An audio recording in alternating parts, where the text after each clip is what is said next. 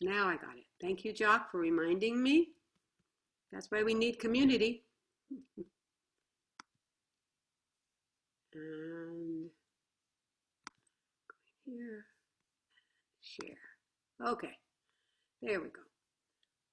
Now I'm going to see if I can move the pictures of everybody so that I can see most of the screen. All right, great. Well, that's interesting. Now it won't. That's how you do it. Okay, so I'll start with a poem, one of my favorites. 10,000 flowers in spring, the moon in autumn, a cool breeze in summer, snow in winter. If your mind isn't clouded by unnecessary things, this is the best season of your life. So that's what we're going to talk about today. What's going on in our minds? So what is the practice of meditation, right? It's really about becoming aware of how the mind works. And so that, as I mentioned in the email that I sent out, that we can stop the activities of the mind that bring us states of unhappiness. Right? So that's the purpose. The thing is that until recently, you had to sit on a cushion for 20 years to be able to recognize and get to really know your mind. But fortunately, because we have neuroscience now, and they've compared the brains of very experienced meditators and novices, what they've found is, and I'm going to move this out of the way so I can see there, that our default system changes to a new system. The default system is where the mind goes when we're not focusing on something. So the default system is we're thinking about ourselves. All right? This is what I like, what I don't like, what I want, what I don't want. And since we have the negativity bias, then most often the default system is going to negativity. Not always, but most often. So what happens is, though, that after we practice for long enough, that our thoughts start to become less and less self-referential and less distracting and more equanimous, which means they're more balanced and we don't get overwhelmed so easily. And if we do get overwhelmed, then we rebound more quickly because we're watching what's going on. We're watching what's happening in our body. We're watching what's happening in our mind. Okay. Now, let's see. So how do we calm the busy mind? Because that's the question I get more often than anything is, how do I calm my busy mind? Okay. My mind's too busy, I can't meditate. So what's important in the beginning is, again, we're practicing mindfulness and we actually watch the racing thoughts. So just to go over the definition of mindfulness again, paying attention in a particular way in the present moment, non-judgmentally, which means we're paying attention to the thoughts in a non-judgmental way. And we'll talk more about that in a minute. Okay. And then maybe the second step or another way is to label the thoughts. So when we're noticing that we've got a lot of thoughts going on, then label them. Is this worry thoughts? Is this planning thoughts? Is this fantasy thoughts? And you just can, and if you label them in a soothing, calm way, like planning, or worrying, that kind of that calms the nervous system also. So labeling, as Dan Siegel says, who's the author of the book Awareness and a professor of psychiatry at UCLA, name it to tame it. So it's a good way to remember. It's like, oh yeah, I've got a lot of racing thoughts. Let's name them to tame them.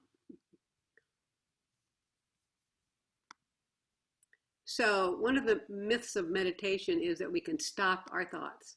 And that's just not, you can't consciously stop thinking. Okay. And of course, we need thoughts to make decisions and plan and communicate. But there are a lot of techniques for calming the busy mind. And if you Google it, it's kind of interesting because the last couple of days I Googled how to calm a busy mind. And there were pages and pages and pages of, do this, try that. At any rate, I've been doing research on this for over 10 years. So I listed 4 of the techniques that have been used and researched more than any other techniques. Okay. And so the first one is leaves on a stream, which is where you imagine that you're putting your thoughts on a leaf in a stream, and then you watch the thought travel downstream. The other one is passengers on a bus, where you're imagining that you are the driver of a bus and your thoughts are the passengers. And so you interact with your thoughts. They tell the thoughts either go sit down, I don't want to pay attention to you now, or get off the bus. At any rate, if you Google ACT, acceptance and commitment therapy, they will have instructions on full instructions on how to do those first 2. Okay, acceptance and commitment therapy. Okay. All right, so, and then the third one is balanced breathing, which is really choosing a number, let's say 4, and you inhale for 4 seconds, and then you exhale for 4 seconds. Just that balanced breathing. So that one, I know Harvard did studies on that. And then the 4th one is learning to relax the body, which of course, if the body's relaxed, then the mind is more likely to relax. So learning how to do that. So we'll be doing in the next few weeks or so some of these techniques also. And the main thing is that as we watch our minds wander and we watch our busy mind, is that we learn how to create an environment for the mind to be able to relax. And so if your mind is wandering a lot, it's important to recognize that you're not failing at meditation, that in fact, every time you notice that your mind wandered, then you're building up the strength in your, it's sort of your attention strength is what you're doing. Okay, so if we're willing to come back to our chosen anchor, in other words, the breath or awareness of the body, if we're willing to come back to that over and over and over again, then that strengthens the mind and it stabilizes the mind. I don't know whether everybody can see that or not, but okay. Again, concentration practice builds a strong mind. And a strong mind or stable mind allows us to recognize our mood.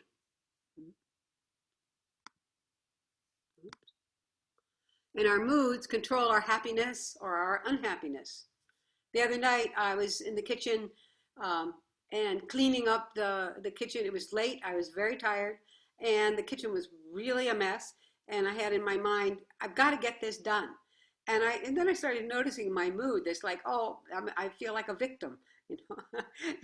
Fortunately, I recognized that so that when my husband came in the room, I didn't take it out on him. So that's why it's good. Another reason, it helps your relationships too, to pay attention to your moods. So you don't take it out on the people around you. So our thoughts and our emotions work together to produce our moods, all right? In other words, a thought will stimulate an emotion, and then an emotion will also have a sensation component, and then that can stimulate another thought, so it becomes cyclical. And so if we want to understand our emotions, we need to keep looking at our thoughts. Right? So let's just take a moment now to check in with ourselves, and maybe close your eyes. We'll just do a short reflection. And just ask yourself, what is the state of my mind right now? Is it happy? Is it sad? Is it anxious? Does it seem busy? Does it feel relaxed? Just asking, what is the state of my mind right now?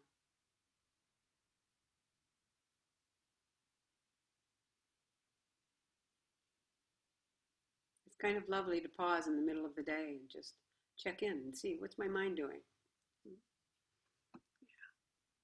Okay, and then we'll move on. You can open your eyes if it feels right. So if you doubt the power of words, just repeat that word in your mind for a moment and notice how your body feels. as you think about the word trouble.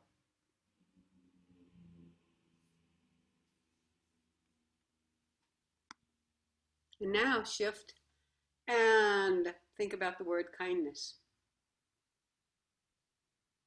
And just repeat it in your mind. Notice how that feels in your body. I'm sure you felt a difference. I'd love to stop and ask people what they felt, but this technology trying to go back and forth between talking and the slideshow, someday I'll get there. But anyway, okay, so this is to me fascinating because the end result of this research is that men are much more likely to not want to be alone with their thoughts. And it gets even more fascinating. Okay, so I'm going to read it. The researchers conducted, this was at the University of North Carolina and Harvard. They conducted 11 experiments in a variety of settings and among a variety of age groups. In most of them, subjects were asked to simply chill out and think for 6 to 15 minutes. No phone, no book, no nothing. And then rate the experience. The participants found it very hard to do so, with rather high percentages saying that it was unenjoyable and that they found their minds wandering in a distracting way. Among the participants who said they'd pay to avoid being shocked again, so clearly they must have been shocked in one of the tests, which meant that those that found it particularly unpleasant, 67% of the men and 25% of the women nonetheless shocked themselves rather than face, without distraction, what is apparently a terrifying hellscape inside their heads. I find that absolutely fascinating. So the researchers suggest that the gender difference could come down to men having greater sensation-seeking tendencies than women. So that is, in other words, they get bored more easily. I don't know whether it's true or not, but that's what they hypothesize. So if we don't know, if we're not aware of our thoughts, then we don't know if they're distorted or not. And I'll just read. Does somebody else see it and read it? Read the Pooh Bear? Oh, you can't because you're all muted. I'm sorry. I guess I'll do it. Good morning, Pooh Bear, said Eeyore gloomily. If it is a good morning, he said, which I doubt, said he. Yeah, so paying attention to our thoughts. All right, now I'm hoping this is going to work because I have it animated. First off, though, what we're going to do is look at this as this is our field of awareness. In other words, it's everything that we can actually hold in our awareness, whether it's thoughts, emotions, sensations, anything that we can be aware of, our feelings. Now let's see if that works. Yeah, I guess I can't do animations. Darn. That is sad because, all right, I'm going to have to just, I don't know. I have no idea. Oh, wait a minute. What are thoughts made of? Okay, that's working. Made of images and words. Okay, that's it. That's all they're made from. Images and words. Passing through our field of awareness. Okay. Arising and passing away. Of course, a lot of us identify with our thoughts and we actually believe them all. But how can we be our thoughts if they're arising and passing away? Because it's gone, right? So, and what happens when we're dealing with negative thoughts? Even the most enlightened and balanced minds are going to have negative thoughts. So, we can, let's say we have the thought, I'm not good enough. So we can ignore it, or we can replace it. Or we can choose to engage with it in either deconstructive meditation, where we deconstruct the whole thing, like what's going on. Let's say we have the thought, I'm a terrible person. So we do it with compassionate curiosity and we deconstruct the process. What's making me think that I'm a terrible person? What did I do? How can I change? Okay. And then what we end up with is, I need to be kinder to my loved ones. Okay? So engaging with it. So As Jon Kabat-Zinn says, when a thought simply prolongs pain, it's good to know that it really is a way to rid yourself of it and move on.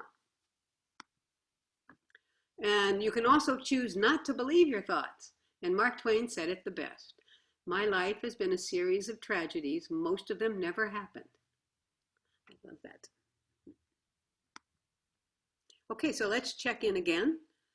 Just a short reflection. And you're going to just ask yourself, what is the state of my mood right now? So just turning in and pausing.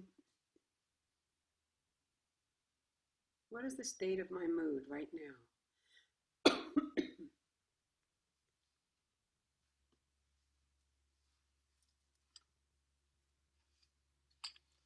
Is it a happy mood? Is it a sad mood? Is it excited, anxious? Just noticing what your mood is in this moment.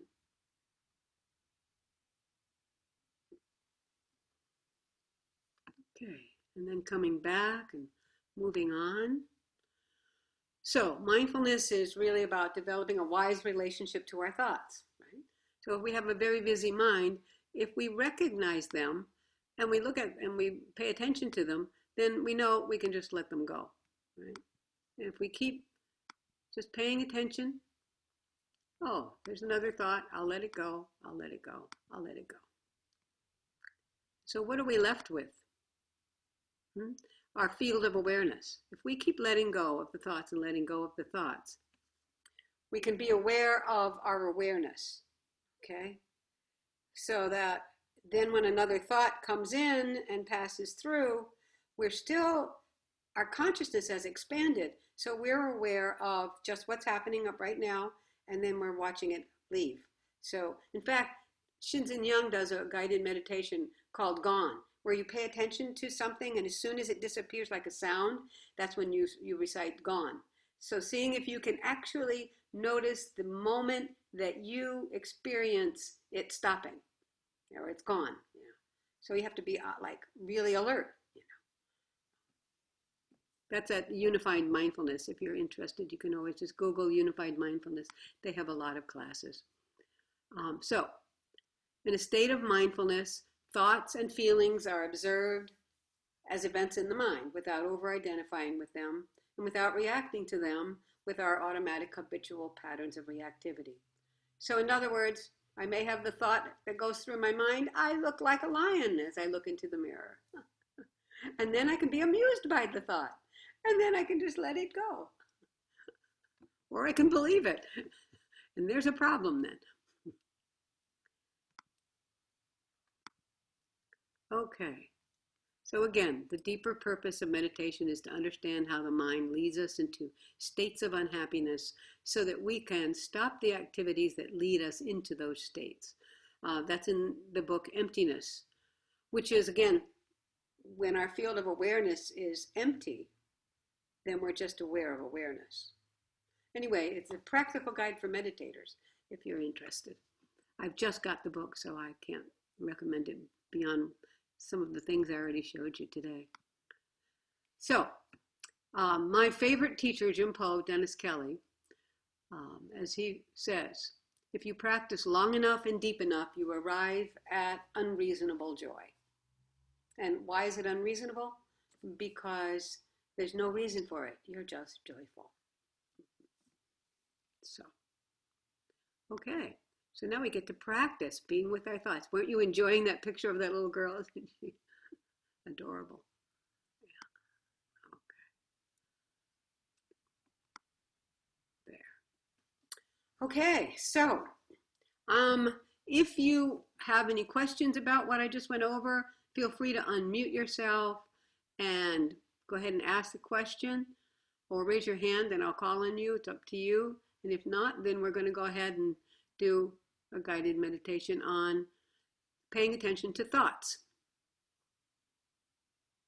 Okay, I see no hands going up, so I'm going to go ahead then. So you may want to turn off your video or dim the lights in your room, whatever feels right for you. And then allow yourself to get into a comfortable position.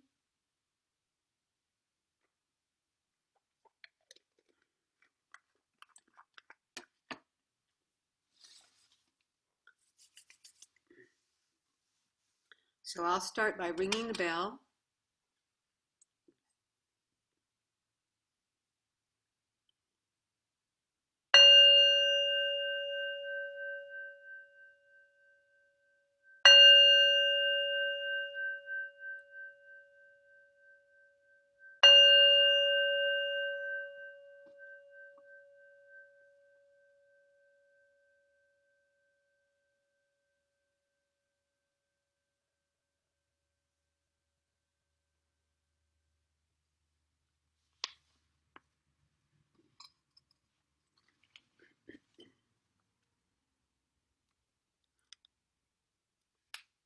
So I invite you to move into this practice with curiosity and maybe fascination about the way the mind works. So take a moment to find a posture that feels right for you, relaxed and alert. You may want to loosen your shoulders and relax your jaw.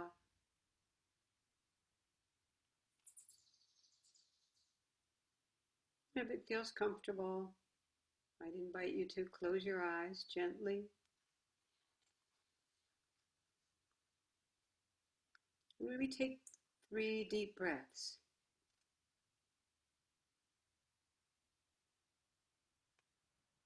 Eyes open or eyes closed. In Zen meditation, the eyes are open to support bringing mindfulness into daily life. And just for this practice, though, we'll close our eyes.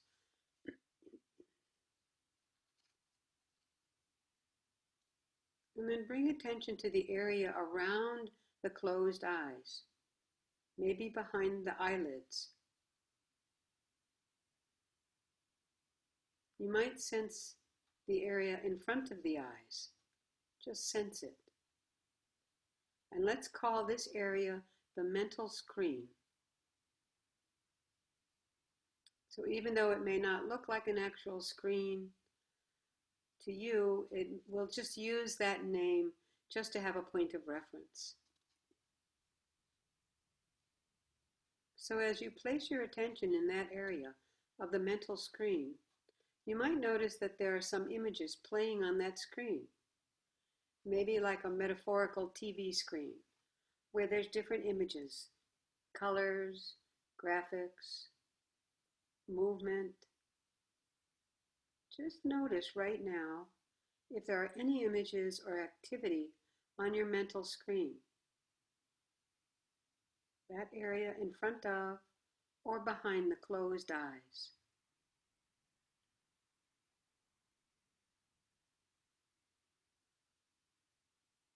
And if you see any activity on the mental screen, do your best not to get hooked into it.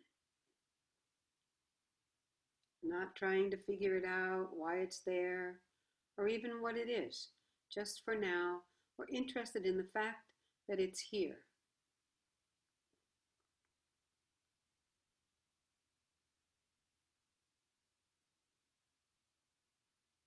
Now you may also have an experience of that mental screen being blank. Not much going on there right now. And that can be good news because we can experience that as a restful state.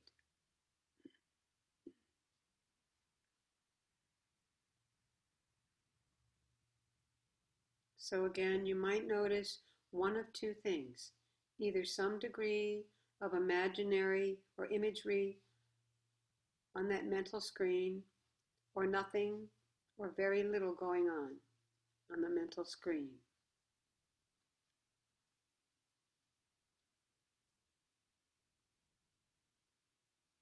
So no need to have a preference. This way we practice non-judgment and equanimity.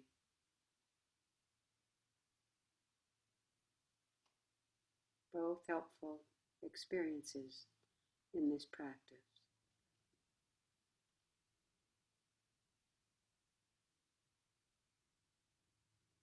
Do your best to keep attention on the mental screen.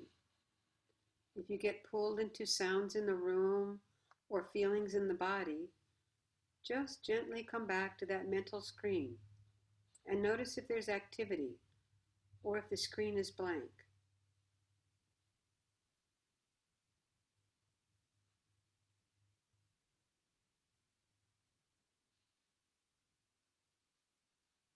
Each time you bring the attention back to the mental screen, you're building concentration.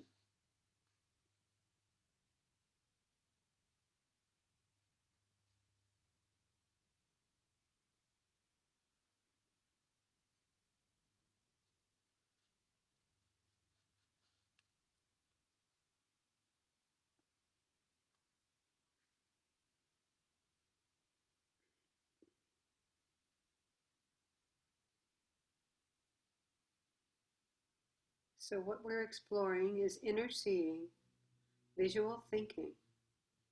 It may be subtle. You may even wonder what you're doing, or why you're doing it, or doing it right. If those thoughts come up, just let them go and trust that you're doing just what you need to be doing.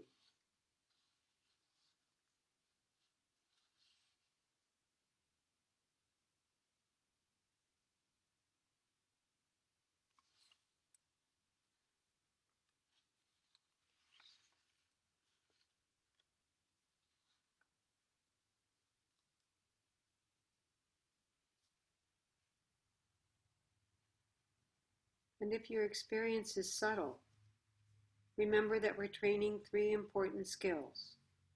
Training our ability to put our attention where we choose, which is concentration. Training our ability to notice a difference in our sensory experience, activity versus blank. And 3, noticing the differences that help build clarity. Clarity about what you're sensing.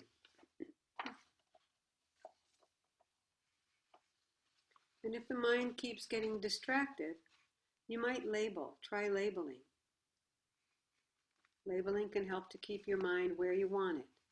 So for this practice, it would sound something like saying to yourself, seeing. Or if you're seeing a lot of images, you might repeat with an equanimous tone, active, active. If it's blank, you might label it rest, rest, rest.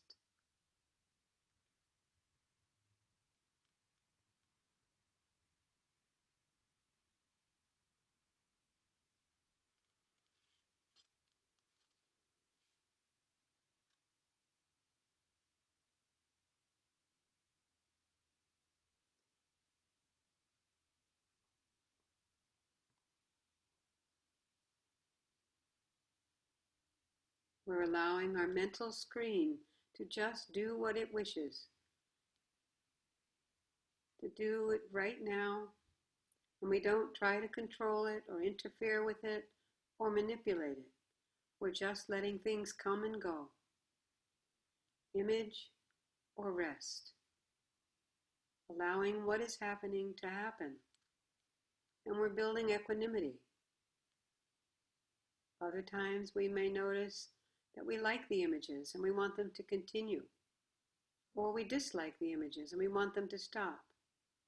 There are teachings for this, but just for this practice, we're simply noticing if the mental screen is active or restful.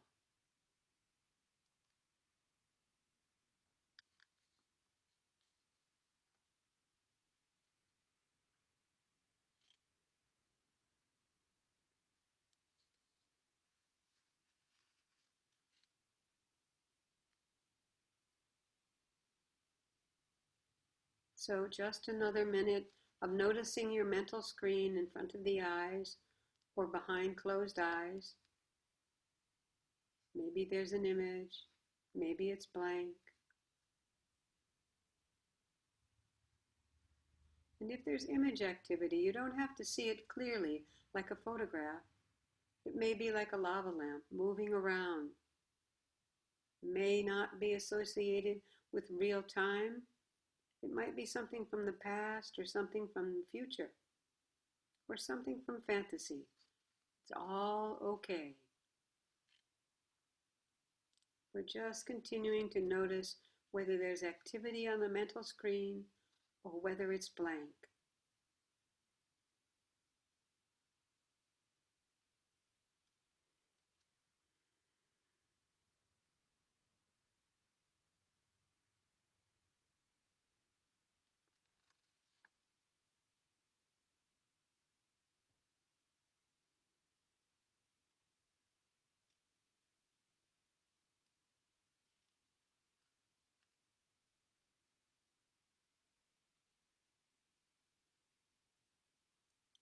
Okay, and now take a couple of breaths and let that go.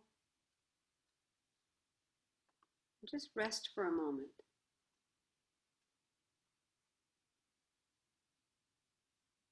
Allowing the mind to rest, the buildup of doing.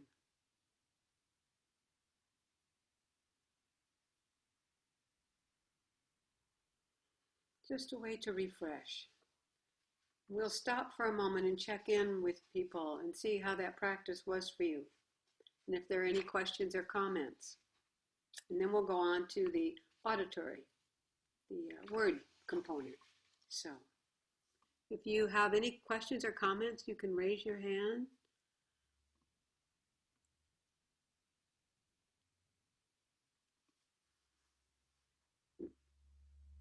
And unmute yourself if you want to ask a question. So did it work? Was everybody able to either see an image or notice that it was blank?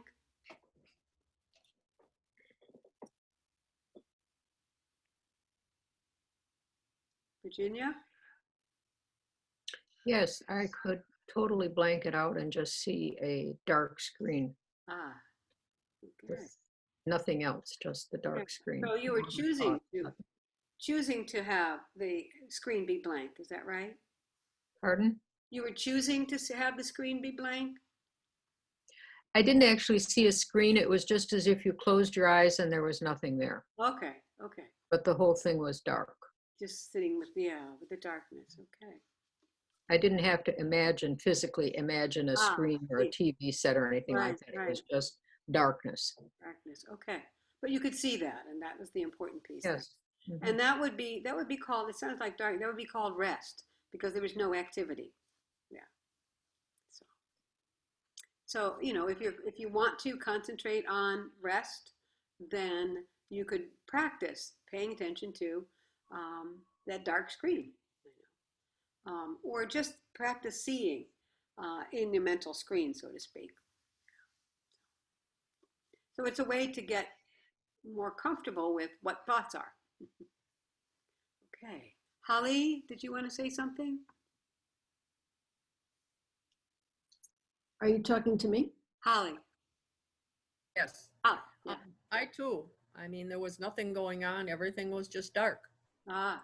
Okay. Which finally, when you did say that was good, I thought, oh, good. Then my mind must be restful. There you go. Exactly. Yeah. Yeah. Wonderful. Yeah, isn't that good? We recognize, oh yeah, my mind must be restful. How wonderful. That's a great thing to recognize. Yes. Really is. Thank you, Holly. Dorothy, you look unmuted. Did you want to say something? At first I imagined the screen was a series of waves coming in. And I was correlating my breath with the waves coming in and out. And then I'm watching the waves come in. All of a sudden, here's Jesus walking on the water. So I thought, okay, this is a distraction. So he calmly walked off and got off the shore. And then in a little bit, then it went dark. And then I was into a deeper meditation. Ah, okay. So at first it was active and then it was restful. Yeah. Yeah. I love some of the visuals you get. It's really quite fun. Thank you. Okay. Anyone else? Okay. Well, are you ready to do the harder part? The words part, the auditory part, the hearing, which is really kind of cool that in United Mindfulness, the way they look at thinking is either you're seeing images or hearing words in conversations. So seeing or hearing. So anyway, let's start with that then. Would you everybody mute yourself again? There you go. Great. Okay. And again, I'll start with the bell this time.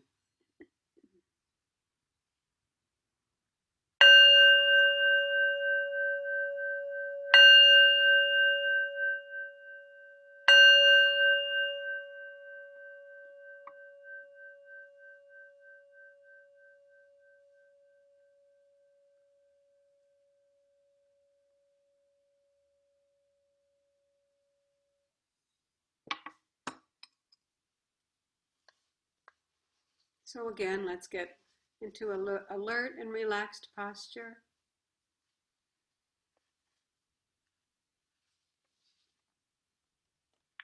And turning our attention to the second component of thinking, auditory thinking. The kind of thinking that comes into our mind, into our head. So let's just reset the posture again. Eyes can be open or closed this time. And this time, bring your attention to the area around your ears. Maybe between your ears, in the head, where you're likely to hear mental talk. It could be your own voice. It could be a dialogue with someone, something you heard on TV. So we'll call this talk space, just to give it a name and have a reference for it. So as you bring attention to talk space, notice if there's some activity in talk space.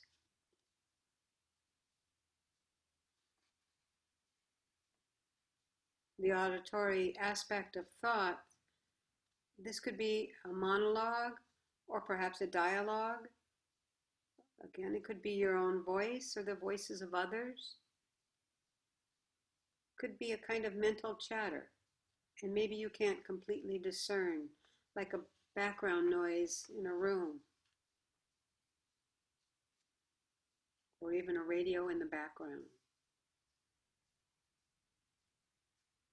And then do your best not to get hooked into the content of what is being said, but instead just the idea of how thinking comes in through this channel, through hearing, through the auditory channel.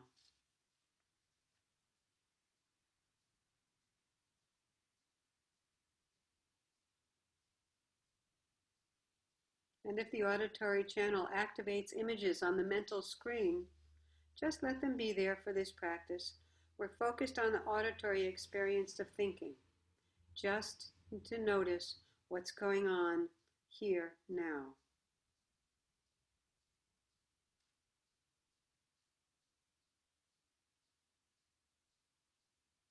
And it could happen that the mental talk or mental chatter goes quiet for a moment. It's paused. And if that happens, and you notice it, that's sensory clarity. That's mental quiet, peacefulness.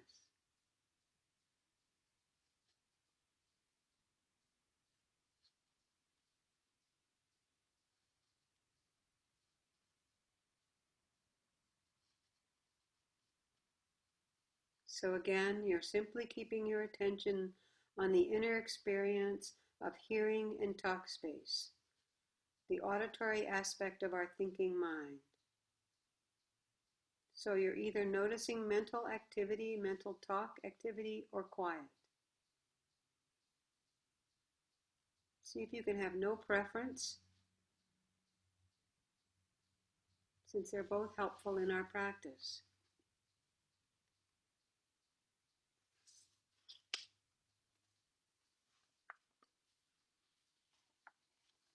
And perhaps there's a mental event happening in your head right now, saying, why am I doing this? What am I doing? Am I doing it right? And that's okay. We don't have to interfere with it. We don't have to take it seriously. That's just mental talk, just how the mind works.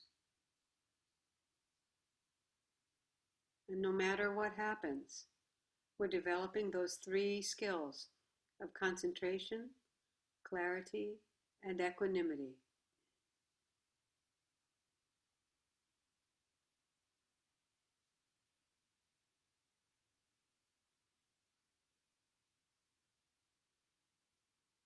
If you find that your mind is too busy, it keeps wandering away from the task, you might try repeating 1 or 2 of the words in the last sentence that ran through your mind. This can help you keep from following where that thought was going, keep you from getting lost in the meaning of the thoughts, interesting though they may be. For this practice, we're just observing the sensory event of hearing words or conversations, or even music in our head. So you might just say concentration, concentration, or clarity, clarity.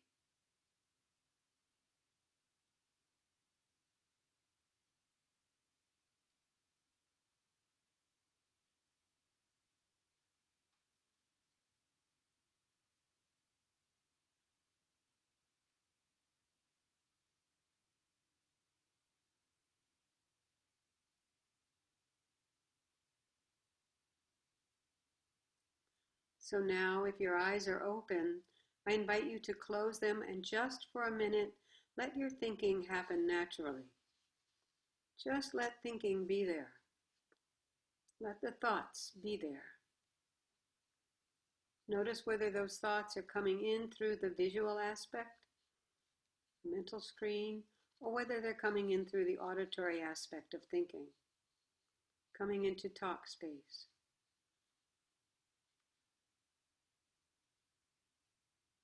And if you experience both equally, that's okay too. Just being curious.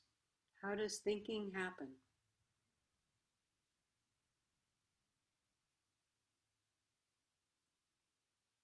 How do we know we are thinking?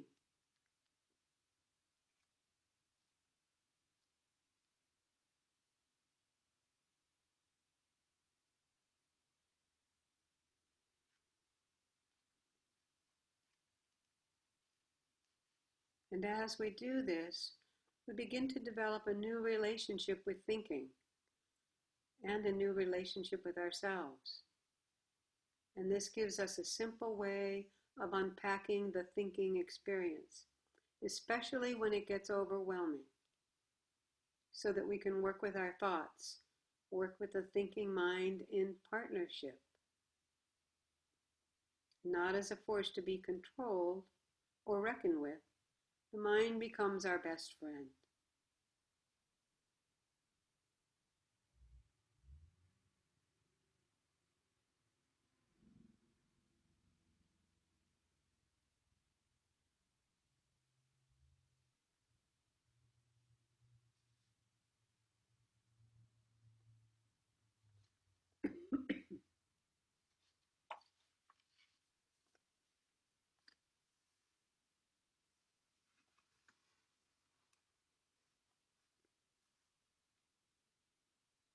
So as we end this guided meditation, you can gently open your eyes.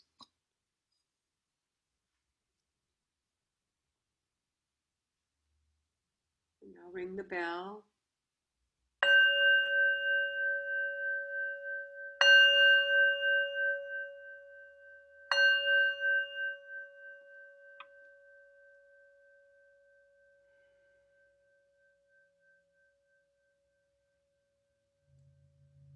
And if you start, just as a tip for today, if you start noticing that your thinking is getting revved up, that's when then you can kind of pull it apart in the strands, which part is seeing, which part is thinking, and hearing.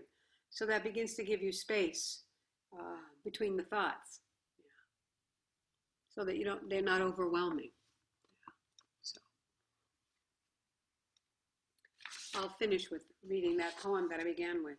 10,000 flowers in spring, the moon in autumn, a cool breeze in summer, snow in winter. If your mind isn't clouded by unnecessary things, this is the best season of your life. Okay, so how was that practice for people? You can unmute yourself and share.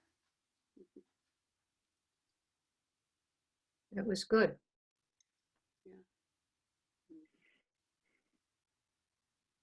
Were you able to make a distinction of just hearing the thoughts or hearing quiet?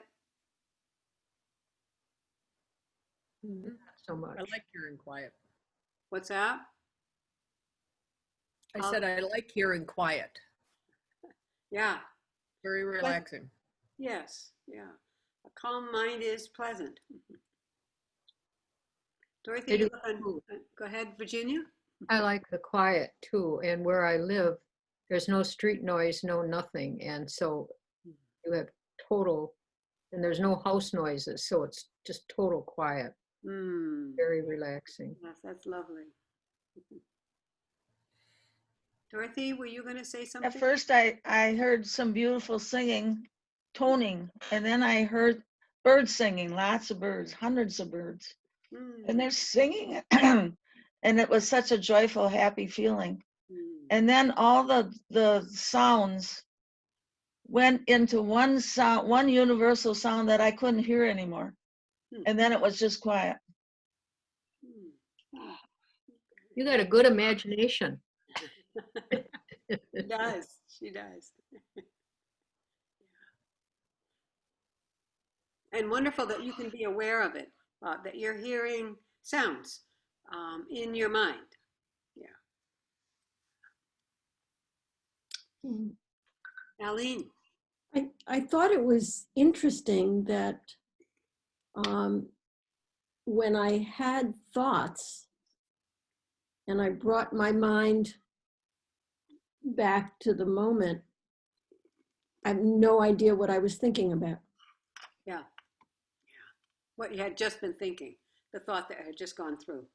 Yeah, it just kind of came in and went out, which is kind of unusual because I am usually aware of what I'm thinking of. Ah, that's fascinating then. It is fascinating. It's like, okay, that was an interesting thought, but I don't know what it was. Fascinating. Because most often when we first start trying to pay attention to our thoughts, unless we have strong concentration, then we're only can look back at them, and that's it. Once we have strong enough concentration, then we can actually recognize when a thought's about to come. Because there actually is, it's very, very subtle, but a sensation that arises just before we start to have a thought. That's why I like having that image of the field of awareness, because we can actually stop it. Not always, but you get to know it's coming. So then you just sit and then it won't come. But at first it's more of we look back at what was I just thinking. But what you're saying is that you look back and you couldn't remember what it was. Interesting. Because you thought it was interesting. That's wow. Yeah, and then it just went away and I didn't chase it. Ah, yeah. And that's the other great thing about mindfulness. Yeah, you just allow it to pass away. Yeah, it was there and it was gone, and that's it. Yeah, wonderful. Same thing that happens when you walk into a room and can't remember why you got there. That's called dyskinesia. What's it called? Dyskinesia. Dyskinesia. Huh. Hadn't heard that before. I'm Oh, sure yeah. we've all had that, and it happens more and more these days. What I do to resolve that is I go back to where I started, and 99% of the time I remember Yeah. why Right. Yeah, That works. it always surprises me that the body The body knew where we needed to go, and there we are. And the mind is like, it's so far, so many thoughts, we don't remember. Yeah. It's fascinating. So, okay. Anybody else have any comments or questions about that particular practice? Watching your thoughts? Oh, I'm watching turkeys. Yay.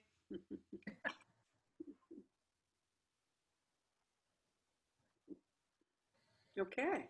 Well, if there aren't any other questions or anything, then those of you who are doing our 4-week goal setting and what do I want to say, developing and sharing, then you can stay on. And then the rest of you, I hope you have a wonderful week. If you have questions that pop up about meditation, feel free to email me during the week. And if you have suggestions for a particular subject that you would like to work with, please let me know what that is too. Otherwise, I just keep right on going what I think is important. But it may not be important for you right now. So okay, be well and have a wonderful week. Bye, Nancy. Those of you who are going, have a great week. And those of you who are staying, let's just share what our goal, how we're doing with our goals. Okay. So who wants to start? I'll start. Okay. I'm sticking with my goal because it's, in my mind, the most important goal, which is to do those check-ins and become aware and you know. Aware of when your body's tense and what's going on in your body. Yeah. Yep. Okay. And so, and that seems to be, how are you doing with it? Is it working? It is working. It's a slow process, but it is coming, and you know, it's my check-in moments. Yes. So you pause during the day to check in. Mm-hmm. Do you have like a set time that's related to what you're doing, or something that's related to, like, every time I brush my teeth, I check in, or No, No. no. do you remember? It's the week has had a couple of scary moments. Let's see. Was I here last week? Yeah. Yeah. Yes. So last Wednesday morning, I don't know if I mentioned it. I had gone to see the doctor, result of some tests, and they found something they weren't necessarily looking for. I have a lung condition, which now makes COVID even more dangerous for me. Right. So it's been, I mean, it's been a good week, but the checking in has been even more important. More important now, especially if you've got something going on in your body, a medical issue. Yeah. Yep. Okay. Okay. Keep up the good work.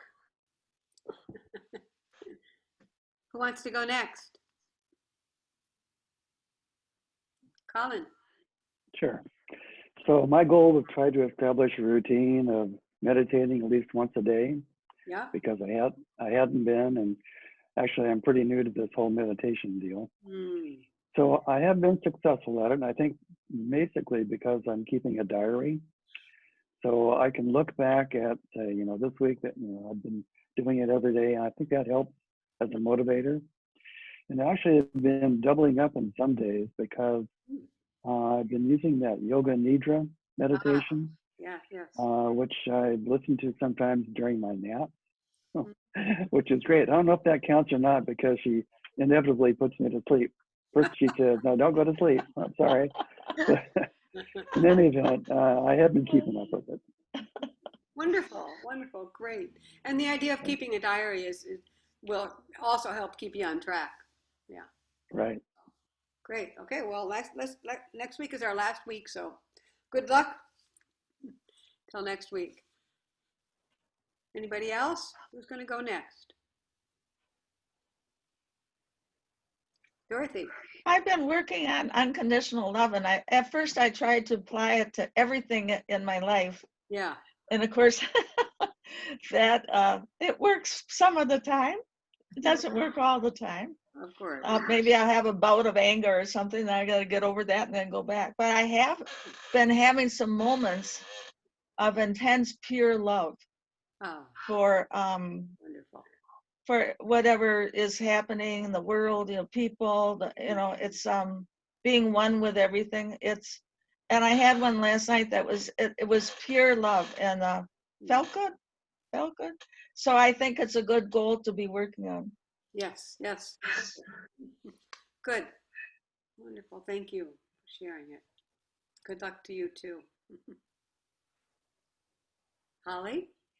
I guess, I don't know if I really got goals, but I found that I don't always have a time during the day that I really sit down and meditate, but there's many times that just things pass through my head and I stop for a minute or two. And it's almost like a mini meditation. Yeah, yeah. Several times during the day that just helps me to, to think of other things and let go of things, stop the thoughts and stuff. But so Mhm. Well, pausing, that's the first step of any meditation anyway, is you have to Mhm. pause. And I think, Colin, I did check out the mindfulness class, Future Learn. So I started Yeah. with that. And I noticed they talk about a karma meditation, I guess. What? Which is those Right, short 1 minute. maybe you can explain that to Holly a little bit, because I'm not that clear on what that is. But I heard you say it Well, last week. yeah, it's a guided meditation through this class that Donna's referring to. And it can be done either guided or not, of course. And that's just basically stopping, taking 1 minute to just calm your mind and just think basically nothing, so that you get out of the routine of, a busy day and just stopping for a few moments, 1 Mm. minute. Yeah, 1 minute, which is, Mark, thank you. Yeah, which I think is a great idea too. Because if we do that, the more you do it, the more it will happen. So it sounds like that's what you're doing, Holly. mhm. Yeah. Okay. So Carol, Well, I guess my goal was to get back to my regular meditation, which I have been doing for the most part. But speaking of like Holly and Colin, I'm also enjoying those moments that come to you unexpectedly, and just pausing and appreciating them. This morning I left the house, I was going to the park, and there were 2 monarchs on my zinnias. And when I came back, there were 5 monarchs on the zinnia. wow. And it's just so nice, what a gift to just stop Yeah. and enjoy that Yeah, yeah. or appreciate that. And that can be a meditation too, just a gratitude meditation. Yeah.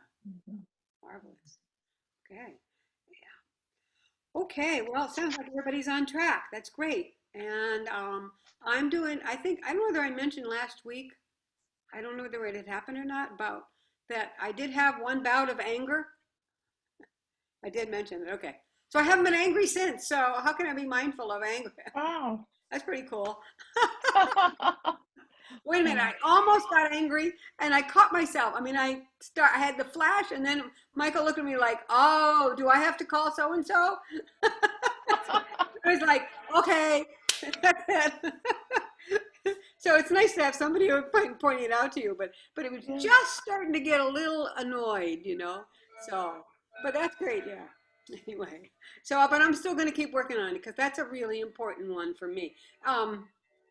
Is to be able to pause and pay attention to what's going on in my body when I feel whatever frustration. Yeah, so, okay. Well, keep up the good work, everybody. Thank you, Donna. Yes. Have a nice week. Thank you. Yeah, everybody take care. Bye-bye. Bye. Bye-bye. Thank you all. Bye-bye. Love to everybody. You too, Donna. Thank you.